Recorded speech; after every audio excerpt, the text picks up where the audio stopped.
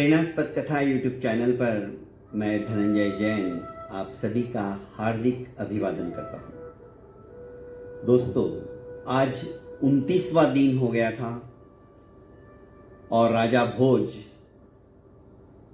आगे की कौन सी ऐसी अद्भुत कथा है महाराज विक्रमादित्य से संबंधित, वो सुनने के लिए लालायित हो रहे थे। जैसे ही सिंहासन के ऊपर समारूढ़ होने के लिए वे उद्यत हुए, मानवती नाम की 29वीं पुतली जागृत हो गई। उसने कहा कि महाराज विक्रमादित्य एक तरह से कहा जाए कि उच्च कोटि के योगियों की तरह साधक थे, साधना में निरत रहते थे। संसार में रहते हुए भी उनका प्रजा के प्रति वात्सल्य भाव, प्रजा के दुख दर्द को समझने की भावना अत्यंत सराहनीय थी। हमेशा की तरह एक बार वे वेश बदलकर रात्रि के समय नदी किनारे टहल रहे थे, घूम रहे थे। चंद्रमा की चांदनी में नदी का जल मानो चांदी की परत सी छाई हो, ऐसा प्रतीत हो रहा था। बहुत सुरम्य और मनमोहक दृश्य था। उस अद्भुत दृश्य की छटा को निहारते हुए अचानक महाराज विक्रमादित्य के कानों के अंदर बचाओ बचाओ की ध्वनि सुनाई दी। महाराज ने देखा दो व्यक्ति नदी की भयंकर धारा के अंदर बहते हुए जा रहे हैं। वे बचने की कोशिश कर रहे पर धारा इतनी जबरदस्त थी कि अपने आप को वे बचा नहीं पा रहे। महाराज ने बिना कुछ सोचे समझे फटाक से छलांग लगाई। प्रतिशोधगामी की तरह वे तैरना भी जानते थे। धाराओं की दिशा में चलते हुए विपरीत अवस्था में भी वो तैर सकते थे। धाराओं के साथ साथ तो कोई भी बह सकता है, पर धाराओं को चीरकर अद्भुत कला थी उनके अंदर। जैसे तैसे उन्होंने उन दोनों को बचाया और किनारे पर लाए। तब उन्हें पता चला कि उसमें से एक पुरुष है और एक स्त्री है, अर्थात एक लड़का है और एक लड़की है। लड़की का वह रूप और सौंदर्य उस चांदनी की छटा के अंदर अद्भुत दृष्टिगोचर हो रहा था। सर्वांग सुंदरी, देवताओं की देवियों के भी रूप को तिरस्कृत कर दे ऐसा उसका रूप सौंदर्य। अच्छे अच्छे उच्च कोटि के योगी भी उसे एक बार देख ले तो शायद योग छोड़कर उससे विवाह करने की इच्छा बताते हुए उसके साथ प्रणय का संबंध स्थापित करने के लिए भी तैयार हो जाए, ऐसा उसका मनमोहक रूप था। किसी की भी तपस्या वो भंग कर सकती थी। जैसे देवांगना के अंदर मेनका, उसका नाम सुना जाता है। इसी तरह से मृत्यु लोक के अंदर वह अद्वितीय सुंदरी थी। दरअसल वे दोनों कृतज्ञतावश हाथ जोड़कर कहने लगे कि आप जो भी हो, आपने हमारे प्राणों की रक्षा की। महाराज विक्रमादित्य ने पूछा, पर तुम हो कौन, कहां से आए हो? उन्होंने कहा, हम सारंग देश के हैं और हम दोनों भाई बहन हैं। हमारी जहाज परिवार के समस्त सदस्य और भी लोग भंवर के अंदर फंस गए और सारे के सारे लोग काल कलवित हो गए। हम दोनों जैसे तैसे अपनी जान बचाकर तैरते हुए जा रहे थे और अच्छा हुआ आपने हमें बचा लिया, वरना हमारी भुजाएं भी अब जवाब दे चुकी थी, टूट चुकी थी। हम कब से तैर रहे हैं हमें भी पता नहीं। राजा ने कहा कोई बात नहीं, आप मेरे निवास स्थान पर चलिए, विश्राम कीजिए और उसके बाद आप जहां जाना चाहो वहां चले जाइए। दोनों भाई बहन राजा के साथ चल पड़े। उन्हें नहीं पता था कि राजा है, पर जैसे ही राजमहल के सन्निकट पहुंचे, दरबारी राजा को पहचान गए थे। उन्होंने राजा को सैल्यूट किया, राजा का अभिवादन किया। तब ये समझिए कि ये तो स्वयं महाराज है, जो वेश बदल करके हमारी इन्होंने जान बचाई है। तब तक उन्हें पता चल गया था कि हम उज्जैनी नगरी के अंदर आ चुके हैं और ये स्वयं उज्जैनी नरेश महाराज विक्रमादित्य है। लड़का मध्यम श्रेणी का था, ना तो ज्यादा धनाढ्य था और ना ही ज्यादा गरीब। उसकी एक ही इच्छा थी कि मेरी बहन की शादी किसी ऊंचे घराने में हो, क्योंकि इसका जैसा रूप सौंदर्य है उसके अनुरूप ही इसका वर भी होना चाहिए। खैर, राजा ने आदेश दिया कि इन दोनों को अतिथि गृह के अंदर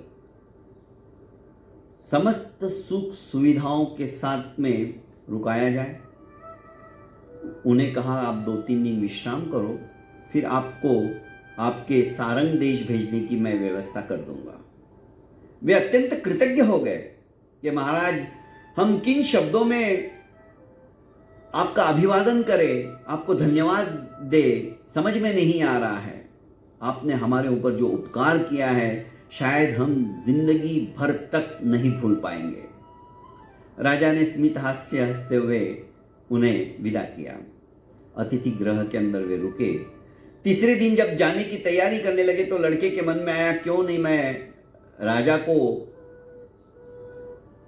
अपनी बात बता ही दूं कि मेरी इच्छा है कि मेरी बहन के साथ आप विवाह कर लो। यही सोचकर उसने अपनी बहन से भी कहा, तो बहन भी तैयार हो गई, क्योंकि वो देख चुकी थी महाराज विक्रमादित्य का विक्रम, उनका पुरुषार्थ। जब राज दरबार में वे आए तो सारी सभा उनको देखती ही रह गई। सचमुच में अद्वितीय सुंदरी थी और आज तो अपनी बहन को सजा धजा कर ये लेके आया था, ताकि एक बार देखते ही राजा स्वयं बोल दे कि तुम इसे यहीं छोड़ जाओ। जब राजा विक्रमादित्य उन्हें भरपूर उपहारों से अलंकृत करते हुए कहने लगे कि तुम अब सारंग देश जा सकते हो, तुम्हारी समुचित व्यवस्था हो गई है। तुम्हारे साथ 2 अश्वरोही को भी मैं भेज रहा हूं, ताकि रास्ते में तुम्हें कोई तकलीफ ना हो। इस युवक ने कहा कि महाराज, आपने इतना सारा उपहार दिया, पहला उपहार तो आपने हमें जीवन दान दे दिया, यही हमारे लिए सबसे बड़ी बात है, पर एक छोटा सा उपहार मैं भी आपको देना चाहता हूं। महाराज ने कहा, आप मुझे उपहार दे रहे हो क्या? कि महाराज, ये मेरी इकलौती बहन है, आप इसे स्वीकार कीजिए। राजा ने कहा, मुझे तुम्हारा उपहार मंजूर है। लड़के को लगा कि महाराज भी इसके रूप के ऊपर, इसके छटा के ऊपर, इसके अद्वितीय सौंदर्य के ऊपर मोहित हो गए हैं और एक झटके में उन्होंने हां कह दिया। पर आगे जब महाराज ने कहा तो सारी सभा देखती ही रह गई और स्तब्ध हो गई।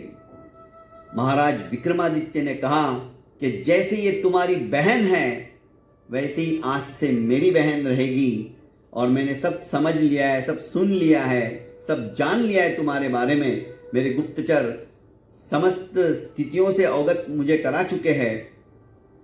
तुम निश्चिंत हो जाओ, जैसा तुम्हारा मन है इसके योग्य वर की तलाश मैं स्वयं करूंगा। तुम्हारी बहन अब मेरी बहन है। इतना बड़ा विश्वास, अरे विषय और वासना से और इस तरह से सामने आई हुई सुंदरी को देखकर भी जिनका मन यत् किंचित मात्र भी विचलित नहीं हुआ और उन्होंने उसे अपनी बहन स्वीकार कर लिया, जो कि पत्नी के रूप में भी वो देने को तैयार था। यह है आदर्श, यह है त्याग। लड़का गदगद हो गया, लड़की भी गदगद हो गई।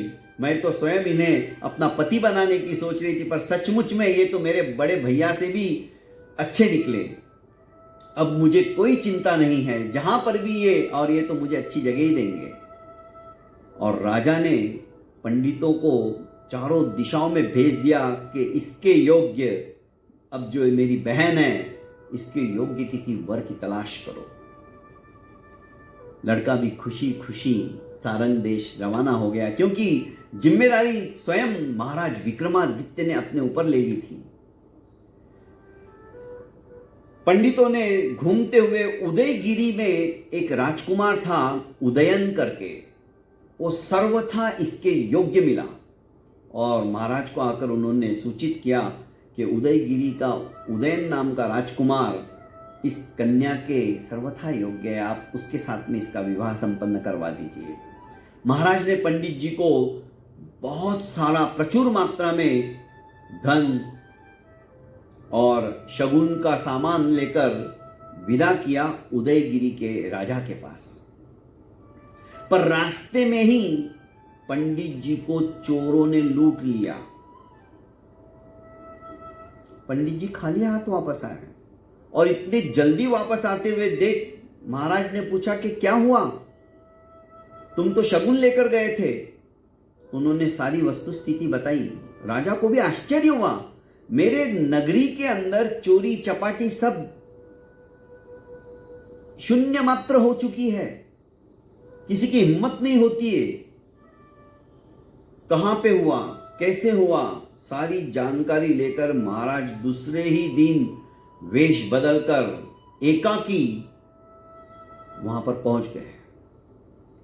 4 व्यक्ति वहां पर बैठे हुए थे। महाराज को लगा यही चारों चोर हैं। महाराज ने वेश बदला हुआ था, पहुंचे उनके पास। चोरों को लगा है कोई राजा का ही गुप्तचर है जो हमें पहचानने के लिए यहां पर आया है। तो उसने कहा नहीं, मैं भी एक साधारण चोर हूं। महाराज विक्रमादित्य के मुंह से जब ऐसा सुना तो उन्होंने कहा नहीं, हम तो एक अच्छे नागरिक हैं और राजा विक्रमादित्य के शासन के अंदर कुछ अच्छे दोस्त होने के कारण से हमारी गुप्त मंत्रणा हमें करनी थी, इसलिए यहाँ पर एकांत स्थान खोजकर हम यहाँ पे आए हुए हैं। राजा विक्रमादित्य ने कहा कि क्यों पहेलियां बुझा रहे हो, क्यों मुझको झूठ बोलकर मुझसे तुम छुपा रहे हो। अरे मैं भी चोर हूं, मुझे तुम्हारी टोली के अंदर सम्मिलित कर लो। उन्हें जब विश्वास हो गया तो चारों चोरों ने कहा कि हमारे टोली के अंदर ऐसा वैसा कोई एंट्री नहीं मार सकता। हमारे अंदर जो खूबियां हैं वैसी कोई खूबी तुम्हारे में है क्या? राजा विक्रमादित्य ने कहा आपके अंदर क्या खूबियां हैं? पहले चोर ने इशारा करते हुए कहा कि ये जो देख रहे हो ना, ये चोर, ये शुभ मुहूर्त निकाल सकता है चोरी का, और इसके निकाले हुए मुहूर्त में ही हम लोग चोरी करते हैं। वो आज तक हम कभी असफल नहीं हुए। अच्छा, दूसरा जो ये चोर है, ये परिंदे और जानवरों की भाषा को समझता है, उनकी भाषा बोलता भी है, तो हमें कोई तकलीफ नहीं होती है। तीसरा जो है, ये अदृश्य होने की ताकत रखता है, ये मिनटों के अंदर अदृश्य हो जाता है।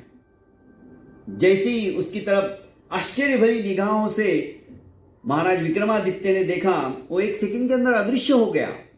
महाराज को खातरी हो गई, सचमुच में अद्भुत चोर। और चौथा जो है, ये चौथा भयानक से भयानक, कोई यदि यातनाएं दे, कोड़े मारे, तो भी इसके मुंह से उफ तक नहीं निकलेगा। कितना भी कोई टॉर्चर करे, इसके माथे पे सलवट नहीं आएंगे। चारों के अंदर 4 खूबियां। तुम्हारे अंदर क्या है जो तुम हमारे अंदर शामिल होना चाहते हो? महाराज विक्रमादित्य ने अपना रोब झाड़ते हुए कहा कि मैं छुपा हुआ धन बता सकता हूं, वो कला मेरे में है। अरे वाह, तुम भी हमारे काम के हो, आज से शामिल। महाराज विक्रमादित्य उनके साथ में कतिपय दिन रहे। एक दिन उन चारों ने कहा, चलो आज तुम्हारे को आजमाते हैं, तुम ही बताओ, राजा ने ऐसा कोई धन छुपा के रखा है क्या कहीं जो हम चोरी कर सकते हैं? उसने कहा, हाँ, आप मुझे उनका महल दिखा दो, मैं बता दूंगा उन्होंने कहां छुपाया हुआ है। अच्छा, चारों चोर रात को महाराज विक्रमादित्य के महल में ही पहुंच गए। पांचवें तो महाराज खुद थे और महाराज को पता था एक जगह उन्होंने स्वयं ने अनमोल निधि छुपा के रखी थी। उन्होंने कहा कि उस कमरे के भीतर फर्श को हटाया जाए तो उसमें बहुत सारा धन है और वो अनमोल है। आश्चर्य हुआ और सचमुच में वहां पर जाकर देखा तो अनमोल धन सारा की सारा इन चारों ने निकाला और बोरे के अंदर भर लिया। चारों बड़े खुश हुए कि अच्छा हुआ इसको हमने अपने इसमें शामिल कर लिया। इतने में राजा के सैनिक तो सजग थे, पकड़ लिया गया, चारों को अंदर डाल दिया गया। राजा ने अपनी मुद्रिका बताई जो कि राज चिन्ह से अंकित थी। पहरेदार समझ गए, उन्होंने हाथ जोड़ा, उन चारों को जेल के अंदर बंद कर दिया।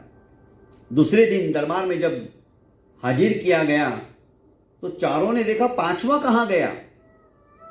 पांचवे को जब सिंहासन पर बैठा हुआ देखा तो समझ गए ये तो स्वयं महाराज विक्रमादित्य है, हमको इसने ठग लिया, चोर बन के हमारे साथ शामिल हुआ और हमारा सब राज इसने जान लिया है। अब तो खैर राजा को सभी जानते थे, आज हमें मृत्यु दंड के अलावा कुछ मिलने वाला नहीं है। आश्चर्यचकित करने वाली बात हुई, महाराज विक्रमादित्य ने चारों को कुछ भी सजा नहीं सुनाई और उल्टा उन्हें कहा कि देखो, तुम्हारे अंदर इतनी जबरदस्त कला है, इस कला का दुरुपयोग मत करो। आज से भगवान को साक्षी मानकर ये वचन मुझे दो, क्योंकि मैं भी तुम्हारे अंदर शामिल हो गया था, मैं भी तुम्हारा भाई हूं और तुम्हारा कभी भी अहित नहीं सोचूंगा। आज से वचन दो कि तुम कभी भी किसी का बुरा नहीं करोगे और आज मैं तुम्हें अपने सैनिकों के बीच में शामिल करता हूं, अच्छा पद देता हूं, पर आज के बाद तुम ये गलत काम मत करो, चोरी लूट मार ये सब छोड़ दो। वही हुआ, चारों ने महाराज के चरणों में अवनत होते हुए वचन दिया कि आज के बाद हम कभी भी गलत काम नहीं करेंगे, अच्छे काम करेंगे, अपनी बुद्धि को सत्कर्म में लगाएंगे। महाराज भी गदगद हो गए।